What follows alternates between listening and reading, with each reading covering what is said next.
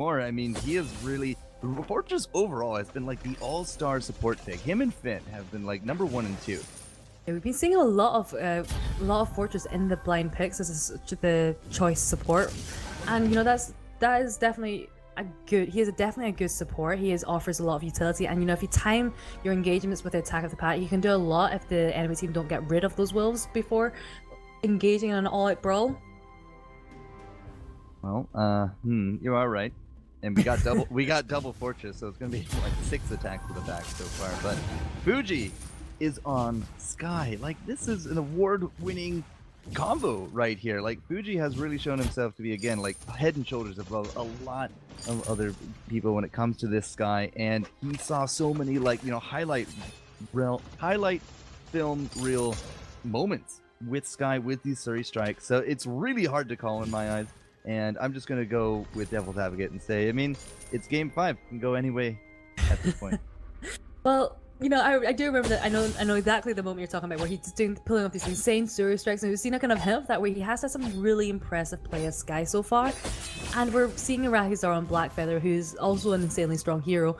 And, you know, he is on the hero that actually references himself. You know, there's a bit where he says, oh, like the pro laner Zoro, Araki? Arakizar, I can't remember, I'm not sure about the exact line, so that's quite cool to see that happen. A+ right there. Yeah, A+. Araki, though, does have a very vital statistic when it comes to this fight, and that's his invulnerability frame, his chase. Like, this is definitely going to be like a buff T-Tigers. Look at that damage already. K-Fizzle just not relenting. Like, it almost looks like his stutter step 100% frame perfect. That's how good K-Fizzle is. With this end, Araki Zoro just a little bit too far forward. He is going to drop to the double range. But again, like past level 6, I think it's going to be a very different story. I think Blackfeather with those vulnerability frames and the mobility will be the difference. Yeah, so we just really need to have Gabe Bizzle and Sweet Generous just keep him off T-Tigers, just buff him so T-Tigers can't get away if he does get onto him, stop him from sticking, and you know he can. A buff T-Tigers is a very scary concept. We've seen that tonight in a few of the games, and it's been super strong. I think we've seen Ringo in every every game tonight in the set. Quite unusual, actually. We've not seen as much Ringo before. And not a single one has been Crystal. Booyah. People have learned. They've learned their lessons. The pros have listened. They've studied those tactics. Yeah, it has nothing to do with that. That is really nothing. Last time we saw Fuji on the Sky, it was a Shattered Glass first. Are we going to go straight into that damage? I don't know, because T-Tigers and Sweet Generous, they're on quite mobile characters. The only one I think he's going to definitely be able to land the skill shots on is Gabe Fizzle, who's naturally very, very slow. He only has a tier 1 boots for now, so I think it's going to be very easy for him to land the skill shots. So it depends which angle he's going for. If he wants to slow onto T-Tigers and Sweet Generous, then go for the Frostburn. But if he's going for the insane damage, then go for the Shattered Glass. Well, the damage is actually, the poke is very much in favor of Kinetic. I mean, look at T-Tigers. Every time he gets buffed, Gabe Fizzle on those auto attacks. The fire! How does he keep putting 3 people on fire at a time? Well, he's just because he's amazing at Adagio. You know, remember the Verse of Judgment in the game between Velocity, and he pulled it off across the wall? Yeah. That was Let's insane. go with you.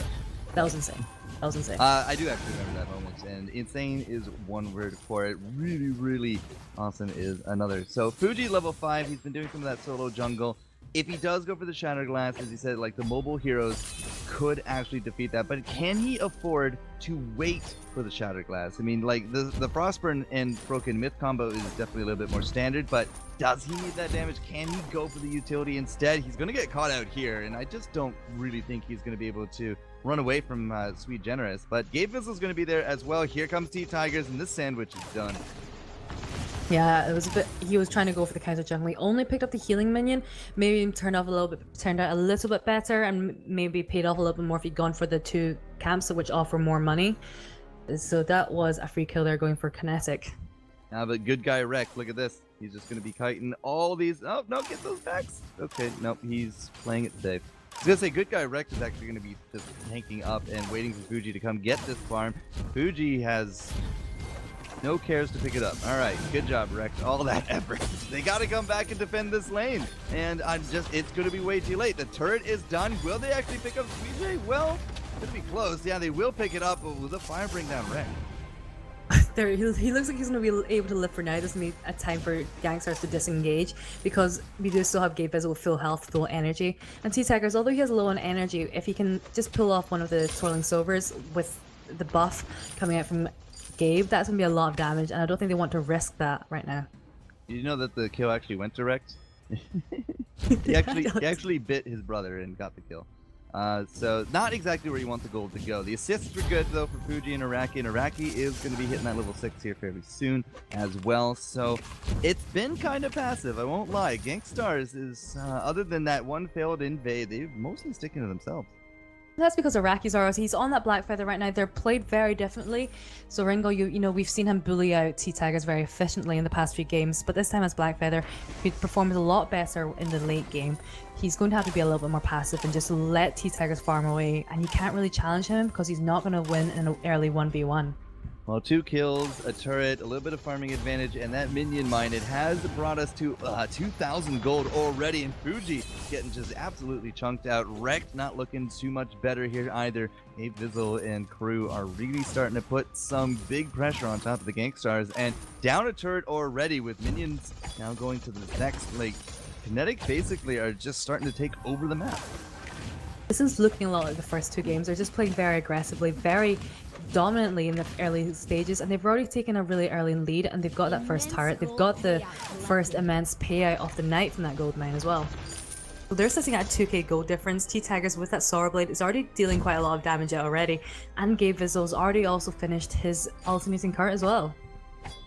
Alternating current, like, I think the average time of alternating current in these games is somewhere between the 5 and 6 minute mark. Like, it's absolutely insane how much farm you can generate when you're on this kind of early game roll.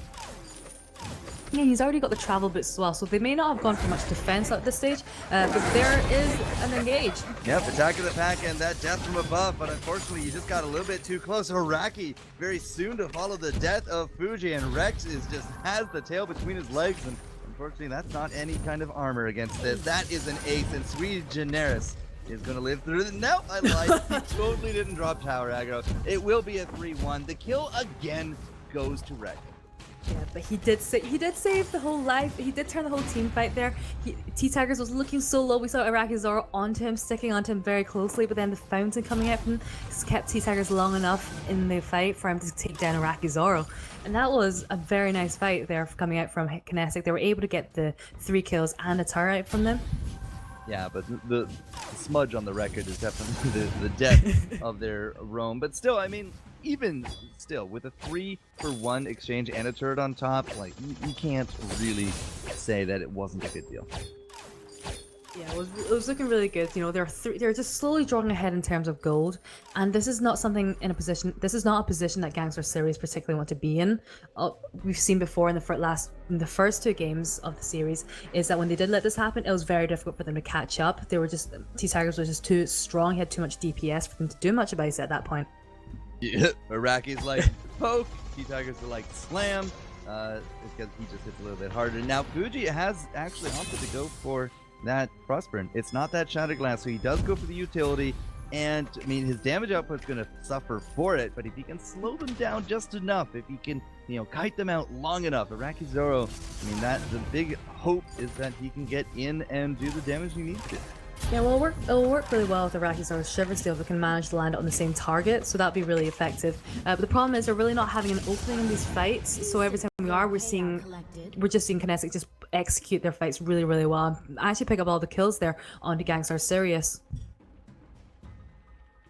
Well, this is going from bad to worse. T-Tigers just picked himself up a bone saw.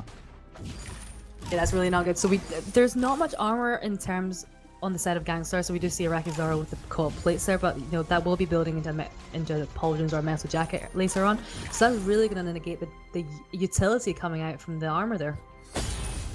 Yep, and T-Tigers, I mean, having this much more damage, he is sitting at 1-0-4, but a Sword Blade and a Bone Saw at the 9-minute mark is rather hard to deal with. Look at this, the puppies are going to be having to chase down a Warhorned crew, and they unfortunately get no value from Rex. Yeah, there was a really nice Warhorn coming out there from Sweet Generous, preventing, you know, giving them enough distance to try and get rid of those puppies, which worked very effectively. Raki Zoro just cannot get the angle. Rekt is going to go down here as well. Fuji, you Suri strike the wrong way, my friend, and Gabe Bizzle might just be able, with the help of that Hellfire Oh and my a gosh, burst. that burst was insane. that burst. Oh my word, Kinetic. They took games 1 and 2. Don't know what happened with those other two, but here we are in game 5 with blind pick, and the comfort is real. That is our third turret in 10 minutes. This is starting to look like an end game situation. Yeah, well, they banned Adagio in the last 2 games. That's what happened for Gang. That's why they're doing so well. Gabe Bizzle and Adagio is absolutely terrifying. That burst of judgment just clipping Fuji there was very, very, well, just amazing. You know, it's really Awesome. Awesome. That's the word I'm looking for. You know, that gave them the ace, and it's just increasing that lead so much. It's 11 minutes. They've got a 6k gold to lead, and they're only down to the last 2 turrets. Here's another engage coming out. Yep, and the death from above is going to stop Suijay in its track, but Araki Zoro, again, he's just not really seemingly doing the damage. He will get one more Rose offensive and into that kill on top of T-Tigers. Would you actually believe that we lost Fuji in that as well? Yeah, he did go real deep for that Sky, and well, Fuji's actually still standing. Gabe Bizzle perhaps maybe not. Death from above not gonna hit, but Rekt, he just has enough tankiness to actually bring us for the first team fight that Gankstars has won. They're keeping themselves in the game, and I think the problem in that last team fight for Kinetic was that Sui Generous died before he could use his fountain, and that meant that T-Tiger was left sitting at very low health, allowing Araki Zoro to perform and execute on him. So if I think that problem was that he targeted Sui Generous very quickly, knowing that he was very squishy, and then T-Tigers just fell very quickly after that. So many scout traps getting popped, and I was gonna say, like, just before that fight, I mean, we have so much vision from Sui Generis here as well. I mean, you really can't sneak up on these guys, but then they went and lost the team fight and a decent gold payout to boot. Now, Rekt, not entirely too sure what you thought you were doing in that push, but he is getting punished for it. He will get out those little pups. Unfortunately, we also have the other ones now chasing down Fuji. He should be able to just easily take these ones down, and it's an ult for an ult, but it's a kill for a gold mine. They have an overextension there on the part of Rekt, but they are able to get the gold mine safely and retreat back. So all in all, it wasn't too bad of an outcome, because it's not really too much that Kinetic can push out of this. They can clear the jungle of Gankstars, but that's really about it. They're going to leave that minion mine for now.